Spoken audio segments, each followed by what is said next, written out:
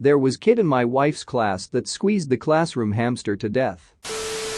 Teachers, what's the darkest thing you've seen from a student? Hope you brought some popcorn with you, because this story time is going to get really good. If we haven't met yet, hi, I'm Andrew, the best Reddit storyteller. Since you're already here, can hit the like button for the algorithm? Really helps out. If you do, I'll buy you access to your favorite TikTokers OnlyFans. Anyways, let's get into the stories. In elementary school we had a kid with a severe peanut allergy, and a teacher caught some kids rubbing peanut butter on the opening of his water bottle. We also had a kid who could describe in detail about how to prepare heroin. I had a kid who really wanted his parents to come to his graduation ceremony, but they were both sex offenders and couldn't be on campus. He just wanted someone there to support him. A list simply entitled "The List" with a few students' names and my co-teacher's name on it. Was a student with some serious behavioral disabilities on it who admitted it was a kill list. A former student of mine was always the quiet one in class. Taught them for 4 years, and I spent a large amount of time trying to get them to open up and contribute to class, as their written work was exceptional. 7 years after graduation they emailed to apologize for being quiet and that they didn't want me to think they were stuck up. They were being frequently raped by a family member the whole time and were too afraid to speak out. Absolutely broke me. Kid seemed down and I asked him to please tell me what was wrong. Not today, but when you're ready. I was his last class of the day and he promised he would. End of the year comes and he told me his brother killed himself. He said he thought about the same many times, but always remembered that he had made me a promise. I made him promise to call me if he ever thought he might again, and he promised me again. He's doing amazingly well and is about to graduate from college.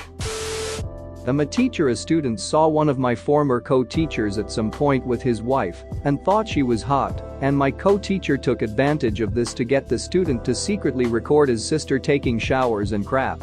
He offered videos of his wife performing sexual acts on with him to the student in exchange. He finally got caught when the student blackmailed the teacher into trying to get the wife to duck him, and when he proposed it to his wife, she called the cops. I've got two. I had a student casually tell me about how he pulled the eyes out of his rabbit's head. He explained how there was blood everywhere. This was my first day working as a supply teacher at that school and my first conversation with the student. I later brought it up to support staff and they were shocked he mentioned it to me. Apparently he killed his rabbit because his mom loved it more than she loved him. The boy was now in foster care as his mother was a drug addict. He shared a lot of really dark stuff with me that day.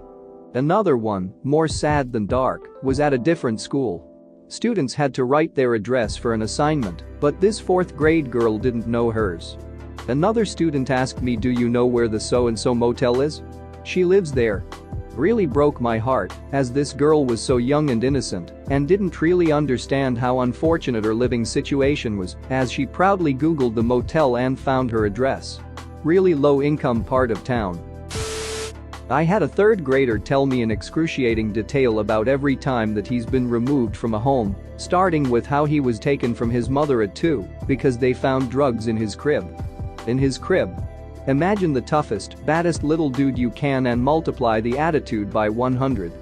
He wrote me a note at the end of the year saying that I was a great teacher because he knew I loved him, even when he was bad. It has been and will always be the best note I ever get from a student. In that same class, I had a little boy try to cut his wrists with scissors, saying that he didn't want to be here anymore. Cops came to interview him and said they were just kid scissors, so it wasn't a big deal. Thankfully, Mom took it seriously and got him the help he needed. I taught welding and metal sculpture at the high school level for a year. One morning, one of my students, a quiet, awkward, but really nice young man, came into class and asked me for a band-aid. I asked him what for and he replied that it was for a burn. Class hadn't started yet for the day. He showed me and it was a fresh 2nd-degree burn that was already blistering. It was in the shape of an A. Some kids, if I'm going to be honest, they were bottom performers and troublemakers from a different class of mine, had swiped a small metal letter A from one of my supply bins, heated it with a lighter, and then branded this kit on the morning school bus. He had let the kids do it because he really wanted to fit in. He didn't have many friends, and these kids had seemed cool because they were always acting out. As a mandatory reporter, I reported it. The police got involved. Other than that, I have no idea what else happened. I am an English teacher, and I am the sponsor of the school's comic book and anime club. This year, I managed to take my club to a convention, and many of them had several firsts, such as meeting celebrities, LARPing, participating in panels, speaking to professional artists, and just being with a larger fandom community.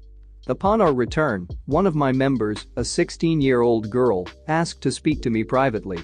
She proceeded to tell me that she had been molested by her father and uncle ever since she was 12. On her 16th birthday, she finally had enough of the abuse, and she contacted the police and told them everything. Before the investigation could begin, her uncle committed suicide out of shame. Her father was about to do the same, but she was able to convince him not to do it. He is now facing trial for his crimes. She then thanked me and said that the 2 days we spent at the convention were the happiest days of her life, and it allowed her to feel like a child for the first time in 4 years. It was the proudest moment of my career. Edit. I want to express a heartfelt thank you for the overwhelmingly positive response to this post. Your kind words will serve to keep me fueled during this time of social distancing. I really miss my students, and I hope I can see them once again before the school year ends. As for the subject of my post, please know that her counselors and I are closely monitoring her as the wheels of justice slowly turn. As long as she's my student, I'll do everything in my power to keep her safe. And maintaining the supportive environment of the comic book and anime club for her to socialize and thrive within and enjoy her high school experience is the best way I can help her now. I teach teens with emotional behavioral disorders as their primary disability and learning as a secondary. Anyways, seen lots of crap, but I'll narrow down to these two. First, one student D was hard to connect with. He was so disconnected from his peers even. He was on the smaller side and lacked confidence. D was the head-down disengaged type that usually took a little longer to build a trusting relationship with. I just assumed this was his coping mechanism at school. One day he was gone, and another student announced that it was for molesting his little sisters. It turned out there was a big bust in our area within his trailer park where children were just being passed around between convicted sex offenders and used to create porn. The reason truth unfolded was because his little sister's teacher noticed that she had bled through her clothing in her first grade class. His little sister admitted that he had been abusing her for longer than she can remember. The most upsetting detail I remember is that his mother was allowing it to happen in exchange for childcare and money. He ended up in a juvenile detention center before his court date. Because he had an Irish punce, I was still responsible for providing instruction to him. What that meant was I would send a packet of math worksheets to his tutor at the center. Every couple weeks they would get sent back to me for grading. The first time I received his work there was doodles and symbols. The next time, he started to write phrases. By the end of the semester, he wrote me pleas to help him all over his pages. Later on I found out he was being victimized simultaneously by an older man he met on the bus, is now married and has a child of his own. Second, I had a brother and sister, K+M, in class together who had a unique bond.